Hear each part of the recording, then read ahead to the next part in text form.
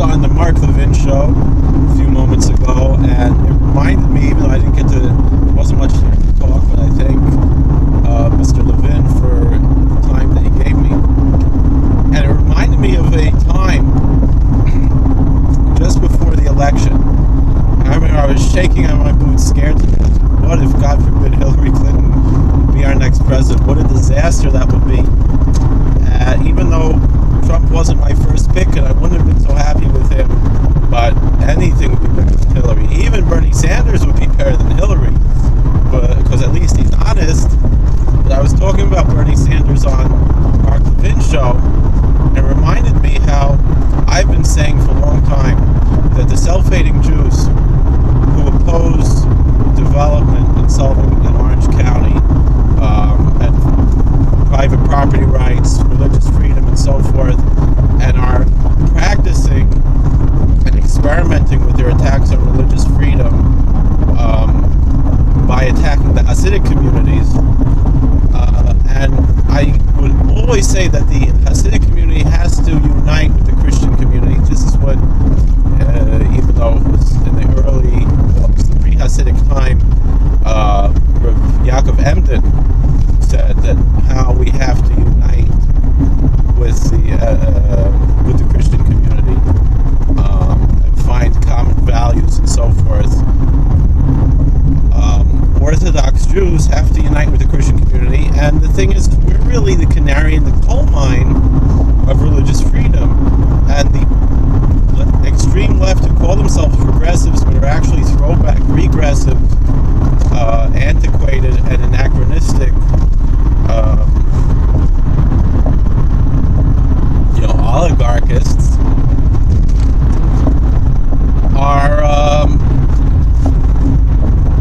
are just, they're practicing, they're testing the waters to see, but if they can get away with their attacks on the Hasidic community,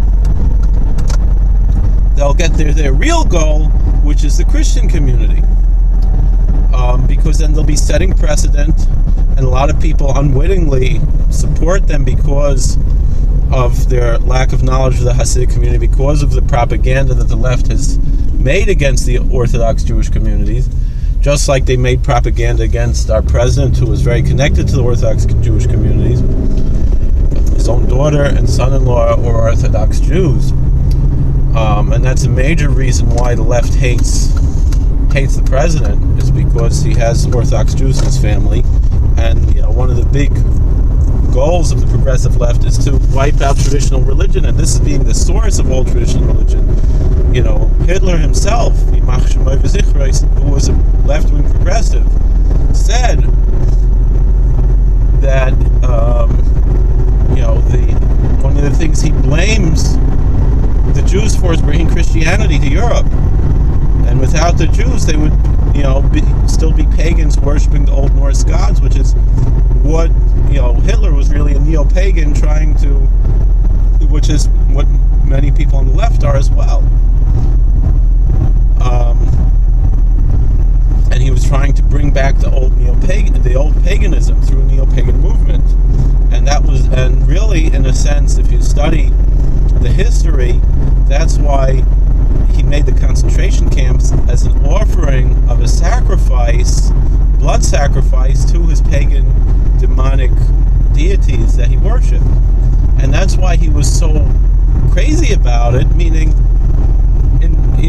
he had resources that should have been used for the war effort, and instead he invested them in killing human beings, both Jews and non-Jews. It's not only 6 million Jews who were killed in concentration camps, there were many non-Jews, 6 million non-Jews who were killed in concentration camps.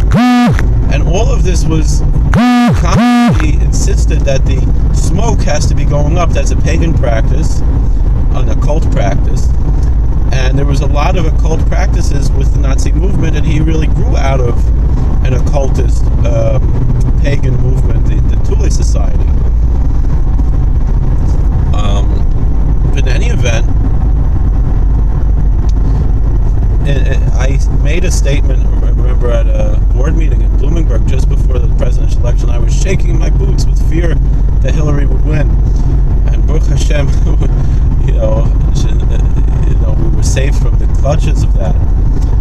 And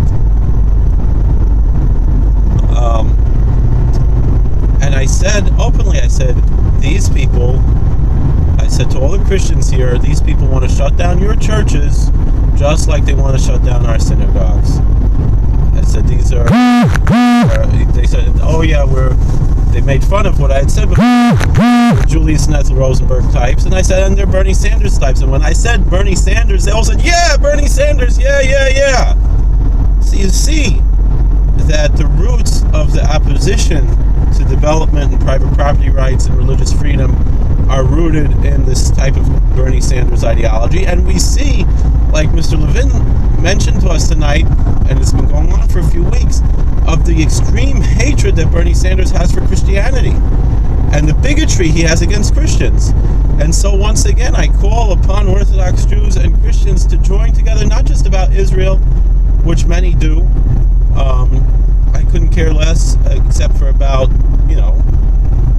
whatever needs to be done to protect lives in an actual way. I'm not talking, but so much of what the IDF does really puts Jews into more danger than it, and in reality we should be trying to make peace. And I really think that a lot of Jews should leave the Holy Land, and even the pious Jews, the religious Jews, and stop giving support to this, because it's preventing Mashiach from coming. The Gemara is very clear about this. But that's neither here nor there, because I appreciate and I treasure the Christians who support Israel, because I know where their heart is, and I know that the Christians who are pro-Israel are really some of the best friends the Jewish people have. But we have to unite with Christians about more than just Israel. We have to unite with Christians about issues of religious freedom and our shared Judeo-Christian values.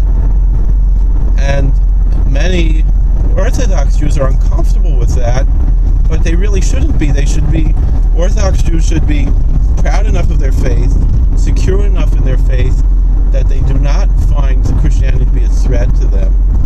And we should, like the Rambam says, even though we have suffered at the hands of Christians over the centuries, we should recognize that Christianity and Islam, for that reason, and we really should be able to unite with certain Muslim communities as well. We have a lot in common with them, as we do with a lot of Christian communities, and we should be able to have, this shared Abrahamic, even though we disagree, and it's the same thing like the story what we're talking about here in the Senate. Yes, we believe what we believe, and they believe what they believe, and we don't expect them to change. They might expect us to change, but that's fine. Like Rabbi Lapin always says, I don't care if a Christian thinks I'm going to heaven or hell, as long as he doesn't do anything to get me there quicker. And the fact of the matter is, some of the best friends that the Jewish community has are Christians. And we really need to embrace them. And again, more than just about Israel. On so many issues. And the thing is, it's shocking to me how even Orthodox Jews, even many ultra-Orthodox Jews, feel more comfortable with the left than they do with the right. Part of it is that they're under this suspicion that the right really wants to impose a right-wing progressive ideology of control.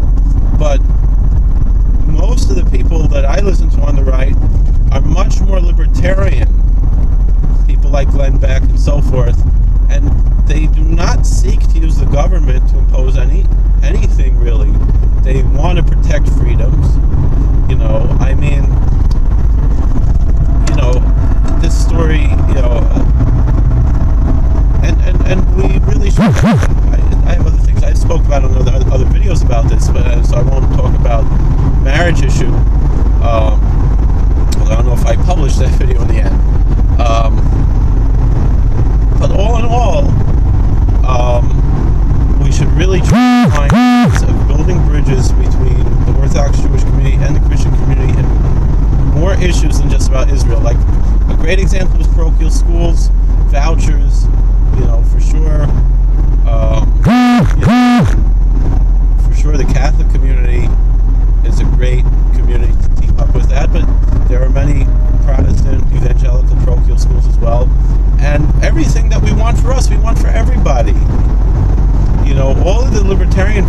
the Hasidic community.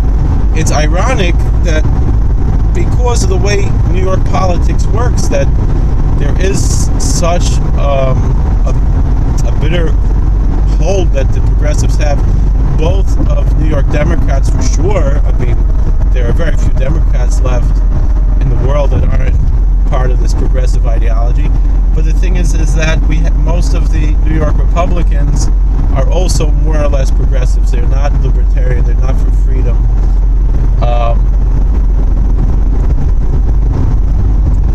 And it's a problem. And the thing is, so many things they just get done because of connections with the government, and it makes us look bad.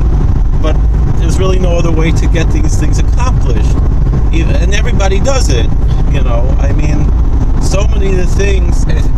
You see a man like Donald Trump before he was in politics. So much of his approach to how he dealt with people in New York, it reminds me very much of how the Hasidic community, as a community, he's almost like a one-man Hasidic community, Donald Trump. Or he was, when he was in the public sector, and the way he dealt with, the thing is that my hope is that whatever freedoms the Hasidic community, and this is how I know everybody feels in the Hasidic community, whatever freedoms we have, we want those for everybody. We want to set a precedent that anybody could do whatever they want on their own private property. It's not the government's job to oversee these things. People have enough common sense not to do things that are dangerous or that hurt other people. But we don't need the government to tell us that. People with their own common sense, they can understand a lot of these things. And so often, the government is inconsistent with their rules, and they're off the wall. And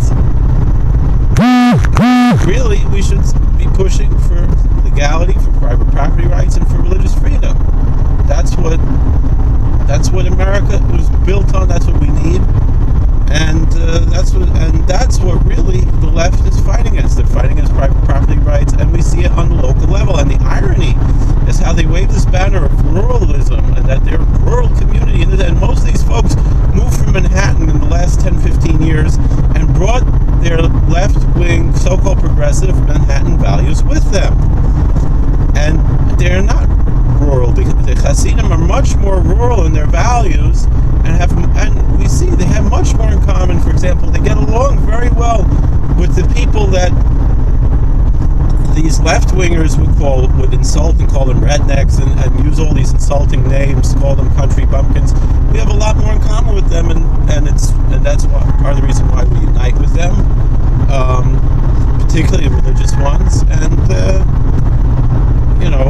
we're not looking to impose our lifestyle on anybody else. We just want the freedom to follow our lifestyle and to let all Americans should have. And so in reality, the Hasidic community is the canary in the coal mine of religious freedom in America. And in reality, so much of what the media has been spreading lies against this community, to the point where some people just give up and make plea bargains when they're not even guilty, just to put an end to some of these things. And then they still get yelled at, and the irony is like how Bloomberg, how the opposition to the development committed open voter fraud, and they denied the people who live there from voting, and yet the victims of the voter fraud got in trouble, and the perpetrators who not only won the election, but they got off scot-free. So there's a lot going on in America, and we have to hope and pray for restoration to the constitutional values in which this country was founded on, and hope that these anti-American people, who unfortunately so many of them claim a Jewish heritage, like Bernie Sanders, we have to say loud and clear, we're embarrassed that these people call themselves Jews. We're embarrassed that these people call themselves American. Go to some commie country, whether it's Israel or it's Cuba, whether it's China, and get the hell out of here. We don't need people like that in America. It's really,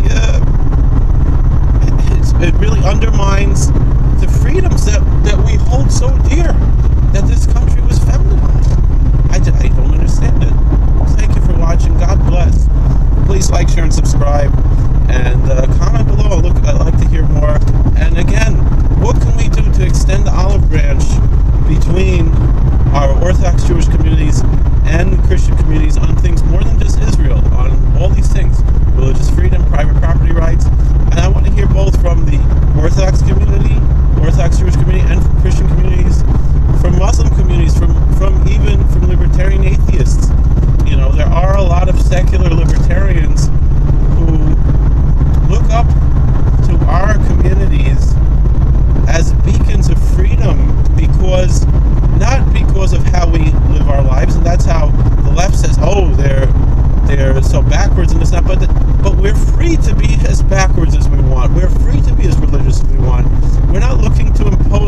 anybody else, but we want to live in our communities the way we want to live.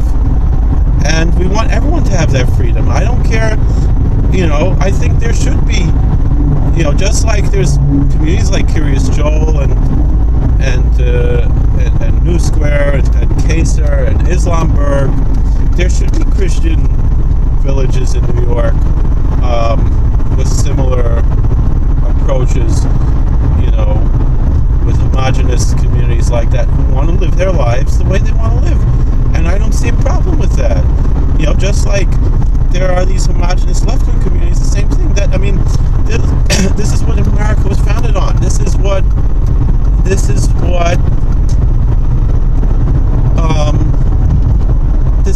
federalism is all about. This is what the 10th Amendment is all about. It's a farce of how, since the late 1940s, because FDR packed the courts, how just by the sheer fact that he overstayed his welcome, how they transformed the meaning of the First Amendment and totally ignored the meaning of the 10th Amendment. Whereas the First Amendment couldn't be clearer. Congress shall not make any law. It imposes nothing on states or federal governments, and the state and federal governments have their own constitution. The state and local governments have their own constitutions, and those that want to have an establishment clause should have it, and those that don't want to shouldn't need to, because the whole purpose of the establishment clause was originally only for the federal government.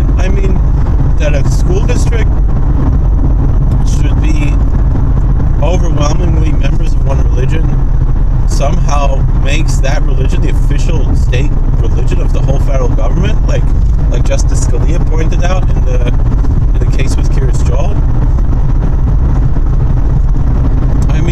He was the only one who had any brains there, Scalia. And the thing is that they're just basing it on precedent that were set.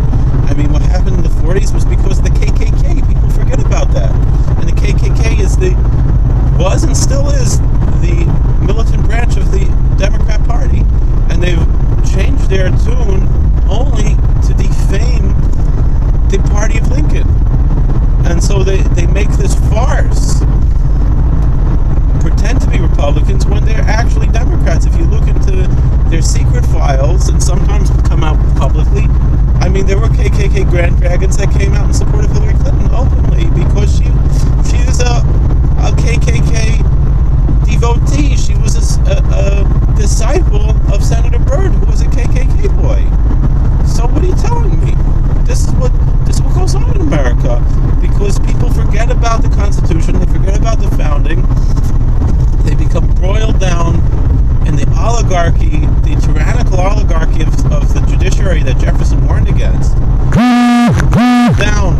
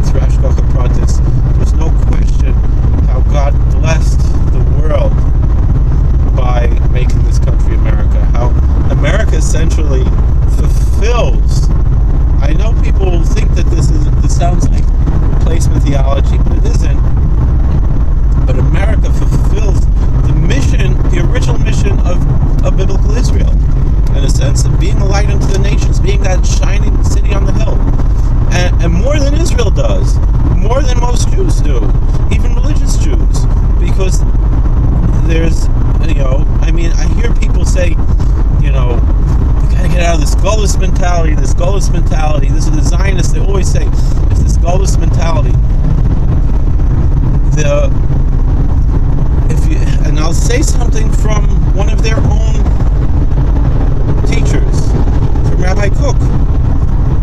Before he went to Europe, before he went to Palestine, to the Holy Land, it was Palestine back then, British Palestine. All the Jews called it Palestine. The Jerusalem Post was the Palestine Post. So I'm not promoting these phonies who started calling themselves Palestinians in the 60s. I'm not promoting them at all. I don't support Palestinian statehood. I support a one-state solution, that Israel should annex the land that they want and forget about calling it a Jewish state. But that's neither here nor there. And Zionism in that sense, and just make a Jeffersonian democratic republic with the Constitution and freedom of religion. And that would prevent the extremists from the Arabs from overtaking the country and turning it into an Islamic republic. If we would just forget about this whole idea of Zionism, but that's neither here nor there. Rabbi Cook, he explained, I remember learning this in high school through Moshe Weinberger. Rabbi Cook said, and again, this was before he went to Israel, he was a little bit more normal then. He was always a little bit of a weirdo, but so Rabbi Cook said that basically, I don't have time to say over the whole Torah. It's a very nice piece. The first Mishnah in Brachos, you can see in the Halacha Brura, he brings, it's like a Hasidic word.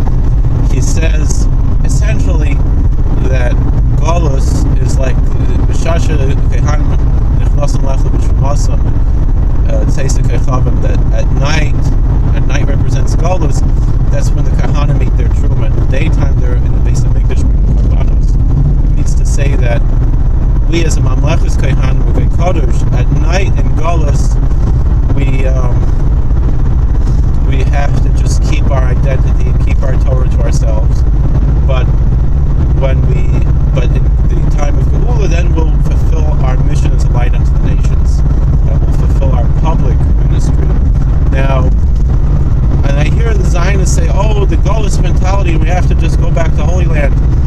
That's still a Golus mentality, you idiots. If you would study your friend by Cook, you would see that Golus doesn't just mean, that Geula doesn't mean just taking over a piece of land and settling it. That's narishkeit, that's closed-minded, that's small-minded.